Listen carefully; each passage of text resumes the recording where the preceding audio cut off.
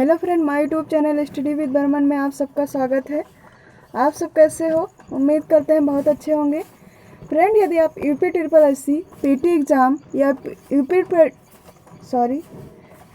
Triple SC main exam बाल पोषण सेवा एवं पुष्टाहार की तैयारी करना चाहते हैं तो हमारे चैनल से जुड़ जाइए।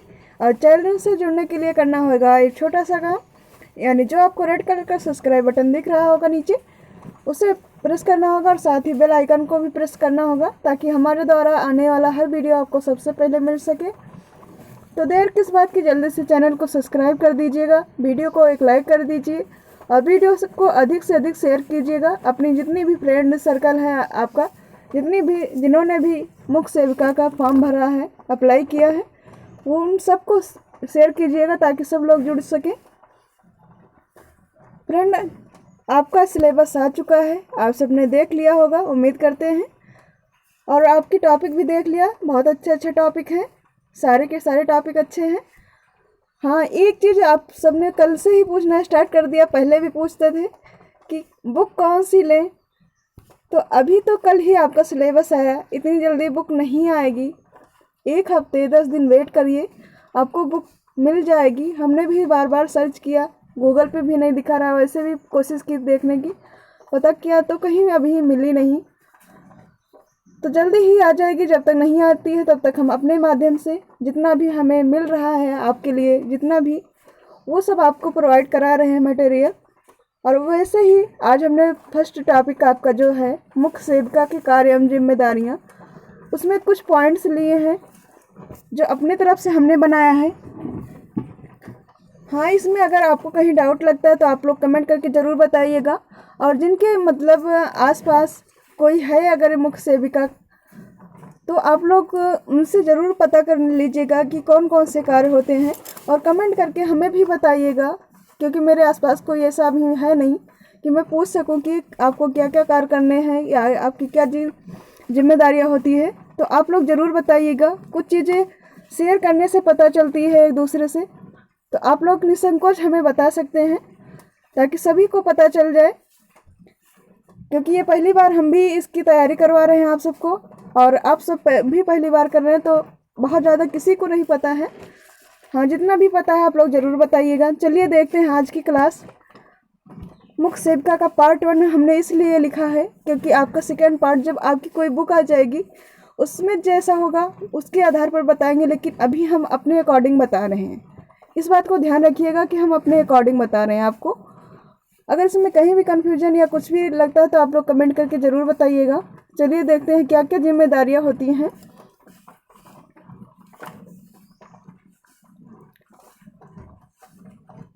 मुख्य सेविका के कार्य एवं जिम्मेदारियां। मुख्य सेविका के कार्यों को निम्नलिखित भागों में वर्गीकृत किया गया है। और हाँ, मुख्य सेविका से कुछ और भी इसमें पॉइंट हमने आपका ICDS का एक बनाया है क्लास, आप लोग जो लोग नहीं देखे वो प्लेलिस्ट में जाके देख लीजिएगा। बहुत ही इम्पोर्टेंट क्लास है वो, आपका ICDS के नाम से है, ऊपर ही लिखा हुआ थंबनेल में, तो आप लोग को पता चल जाएगा। वहाँ भी काफ़ी अच्छे पॉइंट्स हमने बताए हैं इसके बारे में, एक बार ज़रूर देख लीजिएगा, वहाँ से भी काफ़ी क्वेश्चन आपको मिल जाएंगे। तो देखते हैं क्या है। मुख्य सेविका के कार्यों को निम्नलिखित भागों में वर्गीकृत किया गया है। जैसे पर्यवेक्षक की जिम्मेदारियाँ, एक पॉइंट हुआ आपका पर्यवेक्षक की जिम्मेदारियाँ। पर्यवेक्षक मतलब आपको यहाँ पर जो आपके अंतर्गत जो महिला स्वास्थ्य ये होती हैं मुख्य सेविका, इनकी जिम्मेदारी होती है परीक्षण करने की, यानी जांच करनी। और वो जांच किसकी करेंगी? जो उनके अंडर में काम कर रही हैं, जैसे आंगनवाड़ी वर्कर हुई, मिनी आंगनवाड़ी वर्कर हुई, आशा हुई, ये सभी इनके अंतर्गत आती। मेन का आंगनवाड़ी होता है सबसे पहला, तो ये उनके कार्यों का पर्यवेक्षण करती हैं, यानी परीक्षण करती हैं। तो ये जिम्मेदारियां एक मुख्य सेविका की होती है। दूसरा है आपका स्वास्थ्य कार्यकर्ताओं का प्रशिक्षण और मार्गदर्शन।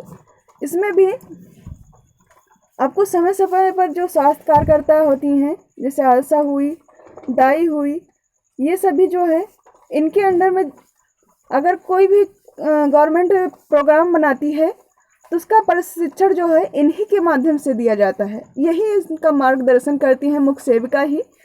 जो है आंगनबाड़ी को या आपकी जो आशा बहू होती हैं इन सभी को वही सिखाती हैं, वही प्रशिक्षण देती हैं कैसे क्या करना है, कौन सा प्रोग्राम लॉन्च हो रहा है, उसमें क्या क्या भूमिकाएं होंगी।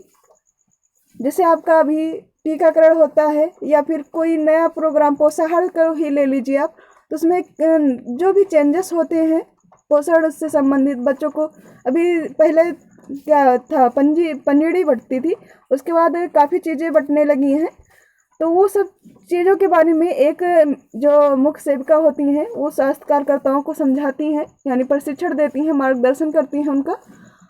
अगला है बैठकों का आयोजन और संचालन। जो मीटिंग होती रहती है बीच बीच में, आपने सुना होगा कभी कभी क्या कुछ आंगनबाड़ी आशा वर्कर बोलती हैं कि आज मेरी मीटिंग है, तो इसका आयोजन जो है वो मुख्य सेविका ही करती है और संचालन भी वही करती हैं। अगला है आपका पॉइंट नंबर 4, क्षेत्र यात्रा की अधिवक्ता रिपोर्टिंग स्वास्थ्य कार्यक्रमों का कार्यान्वयन। तो ये जो उनका क्षेत्र होता है,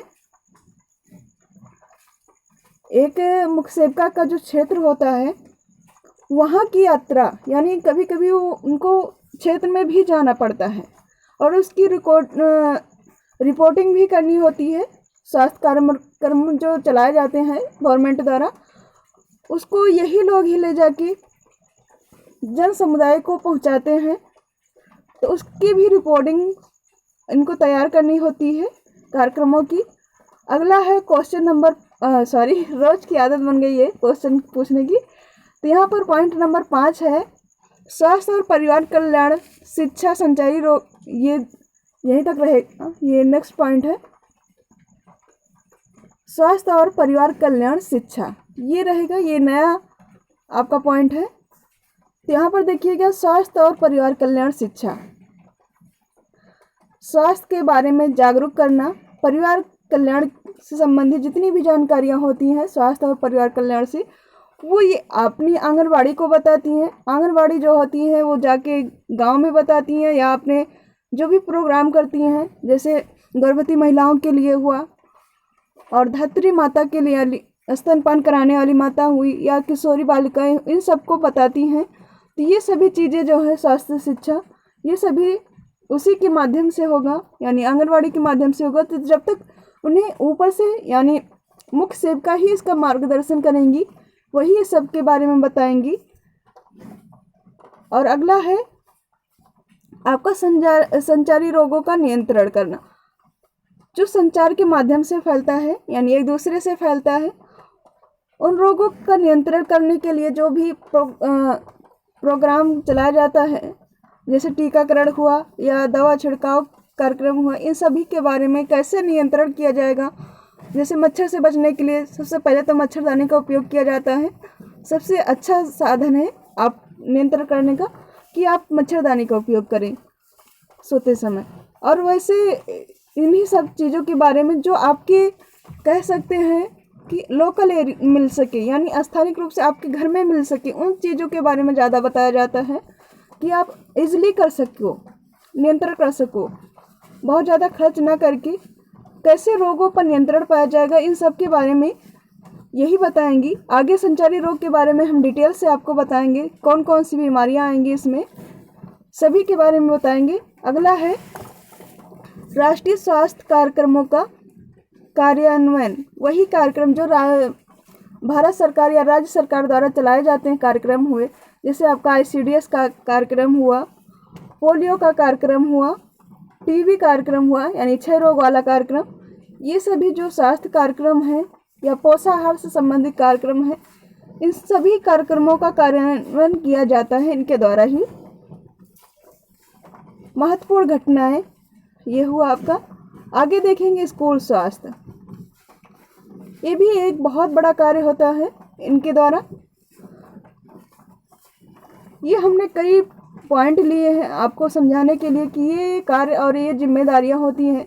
जैसे जिम्मेदारियों में आपका कार्यक्रमों का कार्यान्वयन हुआ या फिर नियंत्रण या निगरानी करना, ये इनकी जिम्मेदारियां होती हैं। और कर्तव्य हुआ जैसे टीकाकरण करवाना, ये सभी कार्य इनके कर्तव्यों में शामिल होता है। सेम वही होता है दोनों में, बहुत ज़्यादा अंतर नहीं होता, लेकिन अगर अलग अलग डिफाइन करना हुआ तो नेक्स्ट पार्ट में डिफाइन करके हम बताएंगे। स्कूल स्वास्थ्य यानी जो आपके स्कूल स्वास्थ्य से मतलब है जो कह सकते हैं अनौपचारिक शिक्षा जो आंगनबाड़ी के द्वारा दी जाती है स्कूल स्वास्थ्य, वहाँ पर हेल्थ को सुधारने के लिए बच्चे जो माल न्यूट्रिशन से प्रभावित बच्चे होते हैं उनके स्वास्थ्य को सुधारने के लिए ही ये सब चलाया जाता है और उन्हें स्कूल की तरफ आकर्षित करने के लिए, शिक्षा स्तर को अच्छा बनाए रखने के लिए ये सब किया जाता है। और स्कूल स्वास्थ्य में आपका हेल्थ मेंटेन करने के लिए भी होगा, चाहे चेकअप के माध्यम से, पोषण के माध्यम से, ये सभी कार्य किए जाते हैं कि बच्चों का ग्रोथ अच्छा से हो। आगे आएगा राष्ट्रीय रोग निगरानी कार्यक्रम, वही जो हमने ऊपर बताया था। जो कार्यक्रम चलाए जा रहे हैं रोग पर नियंत्रण पाने के लिए, जैसे पोलियो हुआ, क्षय रोग हुआ, मलेरिया हुआ, टीबी हुआ, वही क्षय रोग टीबी एक ही हुआ, ये सब कुष्ठ रोग नियंत्रण हुआ, या फिर आपका सबसे एक मेन आता है उसमें अंधता बच्चों में, खासकर बच्चों के लिए विटामिन ए रोधी नियंत्रण कार्यक्रम, जिसमें अंधता रोधी कार्यक्रम चलाया जाता है। तो ये सभी कार्यक्रम पर निगरानी रखना भी एक मुख्य सेविका का कार्य होता है कि जो गवर्नमेंट द्वारा दी जा रही सुविधाएं हैं वो लोगों तक पहुंच रही हैं या नहीं पहुंच रही, कैसे पहुंच रही हैं, उन सब पर इनका ध्यान होता है, यानी इनकी जिम्मेदारियां होती हैं, इनके कार्य होते हैं ये सब करना। अगला है पॉइंट इसमें सार्वजनिक स्वास्थ्य जिम्मेदारियां, ये सभी जिम्मेदारियां हैं, आप देख लीजिए। सार्वजनिक स्वास्थ्य जिम्मेदारियां यानी जितनी भी एरिया इनके अंतर्गत आती है, जितनी भी जनसंख्या इनके अंतर्गत आती है मुख्य सेविका के अंतर्गत, उन सभी के स्वास्थ्य की जिम्मेदारियां इनकी होती है। सार्वजनिक यानी सभी की जिम्मेदारियां इनके ऊपर होती हैं, उनके स्वास्थ्य से संबंधित उन्हें सारी स्वास्थ्य सुविधाएं प्रदान करना इनका कर्तव्य होता है, इनकी जिम्मेदारियां होती हैं। अगला है प्रशासनिक जिम्मेदारियां। इतना तो मुझे नहीं पता है कि प्रशासनिक जिम्मेदारियां इनकी कौन कौन सी होती हैं, आप लोग को पता हो तो कमेंट करके ज़रूर बताइएगा इस पॉइंट को। जो हमें पता है वही बताएंगे, बाकी कोशिश करेंगे कि नेक्स्ट क्लास में आपको ज़रूर इसे भी पता करके बता दें कहाँ से कि क्या क्या जिम्मेदारियां होती हैं प्रशासनिक। आगे है पर्यावरण स्वच्छता, तो एक बहुत बड़ा रोल अदा करती हैं मुख्य सेविका और आंगनवाड़ी कार्यकर्ता, आशा बहू, ये सभी जो आशा कार्यकर्ता, ये सभी जो है बहुत अच्छे कार्य करती हैं इस क्षेत्र में। उन्हें काफ़ी कार्यक्रमों में इसके लिए ये जागरूक करती हैं, अपने आसपास जितने भी बच्चे होते हैं या उनसे जुड़े जितने भी लोग जुड़ पाते हैं उन सबको बताती हैं। तो ये कार्य में भी इनकी बहुत बड़ा भूमिका होती है। आगे है रिकॉर्ड और रजिस्टर बनाए रखना, परिवार और गांव के रिकॉर्ड का रखरखाव, यहाँ से रहेगा ये परिवार और गांव के रिकॉर्ड का रखरखाव। रिकॉर्ड और रजिस्टर यानी जितनी भी सेवाएं ये देती हैं, चाहे वो आंगनबाड़ी के माध्यम से, आशा के माध्यम से या फिर अन्य हेल्थ वर्कर के माध्यम से, तो उन सब का रिकॉर्ड भी रखा जाता है। तो इन सबको भी मेंटेन करना इनकी जिम्मेदारी होती है और उन सबको सही तरीके से यानी उन पर जांच भी की जाती है कई बार कि कैसे कार्य हो रहे हैं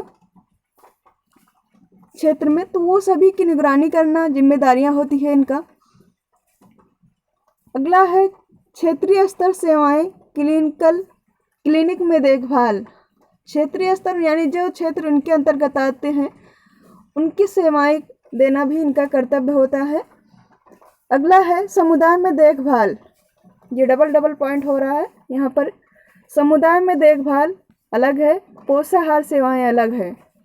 समुदाय में देखभाल यानी समुदाय में जो भी बीमारियां होती हैं, प्रॉब्लम्स होती हैं, उन सब की देखभाल करना एक मुख्य सेविका का कार्य है कि उनमें कौन सी बीमारियां फैल रही हैं या किस टाइम पर कौन सा टीकाकरण करवाना है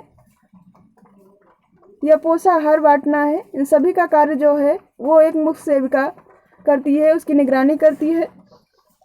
अगला है पोषाहार सेवाएं, तो ये तो आप सबको पता होगा, आप सबके आसपास पोषाहार सेवाएं प्रदान की जाती हैं, आपने देखा होगा।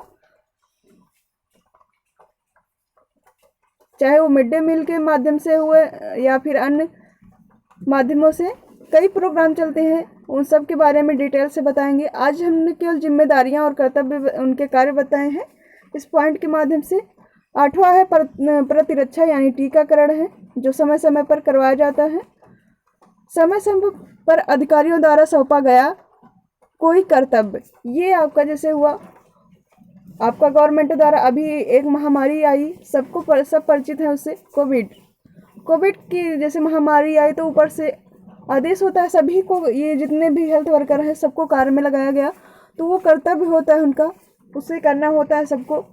तो उसमें सबने अपना कर्तव्य निभाया है, सबने सहयोग किया है।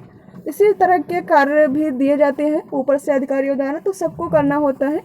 ये रही आज की आपकी मुख्य सेविका के कार्य और जिम्मेदारियाँ, जो हमने अपने अकॉर्डिंग बताया है, क्योंकि अभी तक बुक ना आपको मिल पाई है ना हमें मिल पाई है, फिर भी हमने कोशिश की है कि आपको चीज़ें प्रोवाइड कराएं।